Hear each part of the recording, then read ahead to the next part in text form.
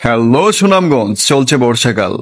চলে আসলাম হাওর বাওর গ্রামগঞ্জ সৌন্দর্য নিয়ে আপনাদেরই সুনামগঞ্জ।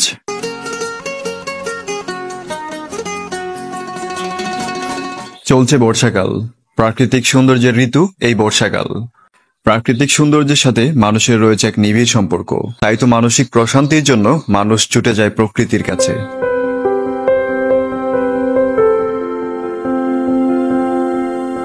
বর্ষাকালেই তো বাংলার প্রকৃতির আসল রূপ। প্রাকৃতিক সৌন্দর্য ফুটে ওঠে এই বর্ষাকালে। এই বর্ষাকালে আমরা প্রকৃতিতে হারিয়ে যাই। তাই যারা এখনো আসেননি, খুব শীঘ্রই চলে আসুন সুনামগঞ্জের এই নীলাদ্রি লেকে।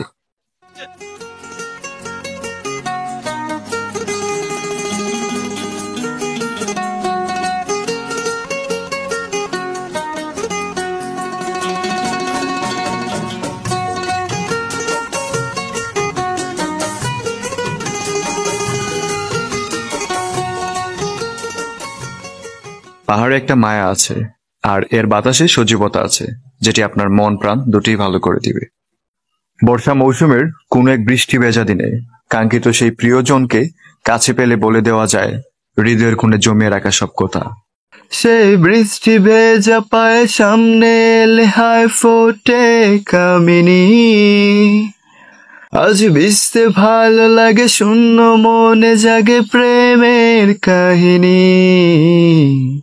রিমঝিমে ধারাতে চায় মনে হারাতে।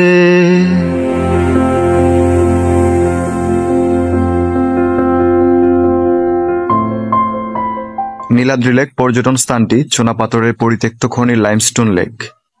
সুনামগঞ্জ জেলার তাহিরপুর উপজেলার উত্তর শ্রীপুর ইউনিয়নের টেকেরঘাট নামক গ্রামে নীলাদ্রি লেকের অবস্থান। এই লেকের প্রকৃত নাম শহীদ সিরাজী লেক, কিন্তু ভ্রমণ কমিউনিটিতে এই লেক নীলাদ্রি নামেই অধিক পরিচিত। অবশ্য স্থানীয় লোকজন একে টেকেরঘাট পাথর কোয়ারি নামে চেনে। লেকের চমৎকার নীল পানি, ছোট বড় টিলা আর পাহাড়ের সমন্বয়ে নীলাদ্রি লেককে করেছে অপ্রাতিভ সৌন্দর্যের অধিকারী।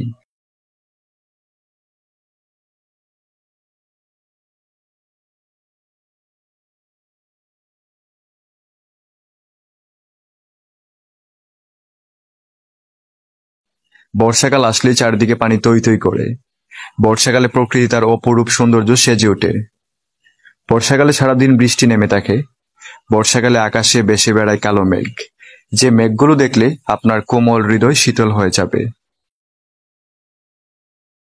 নীলাদ্রি লেক বা হাওর এলাকার প্রকৃত সৌন্দর্য দেখা যায় বর্ষাকালে। তখন রোদ, মেঘ, বৃষ্টি, লুকোচুরিতে প্রকৃতি মোহনীয় রূপ ধারণ করে। তাই বলা যায় বর্ষাকালীন নীলাদ্রি লেক ভ্রমণের উপযুক্ত সময়, অর্থাৎ জুলাই থেকে নভেম্বর প্রথম সপ্তাহ পর্যন্ত। আর আপনারা যারা দূর দূরান্ত থেকে সুনামগঞ্জের এই নীলাদ্রি লেক আসতে চাচ্ছেন, তারা কিভাবে আসবেন? নীলাদ্রি লেক মোটামুটি তিনভাবে আসা যায়: সুনামগঞ্জ লাউড়গড় হয়ে, সুনামগঞ্জ তাহিরপুর হয়ে এবং নেত্রকোনার মোহনগঞ্জ হয়ে। তবে ঢাকা থেকে গেলে সুনামগঞ্জ হয়ে যাওয়াটাই অনেক সুবিধাজনক।